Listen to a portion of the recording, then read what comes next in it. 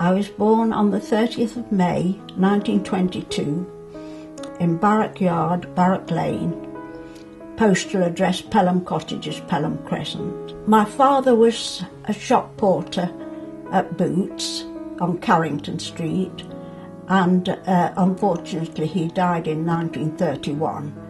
My mother was a teacher before marriage and didn't go back to teaching. She stayed at home to look after our 3 children. My first job was at Martin and Hollywell's, Radford Boulevard, and it was a lace manufacturer's. We used to examine the lace. I used to do the samples and put samples of lace in the big pattern books for reference. I remember taking my driving test, and we started in Fry Lane, and then we went up Derby Road, up the hill, then turned into the park. I got back to Fry Lane. He said I'd passed my test. In 1926 it would be. I went until when I was 5. Then I moved to the Manor School on Church Street, and onwards from there to Beeston Fields, where I completed my studies as such at the age of 14. In my spare time, the rage was roller skating, and I loved it.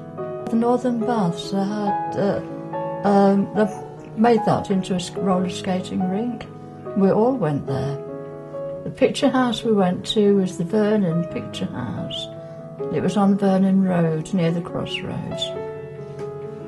In those days, the only transport, at first it was the trams, and then it was the trolleybuses, and that was the only transport that was available. I can remember as a young child sitting on the curb in the close where we lived on a Sunday, and it was always very hot, and I used to like to sit and pop the tar bubbles, which displeased my mum very much because I got tar on my white socks and on my legs, and she had to put lard on my legs to get it off.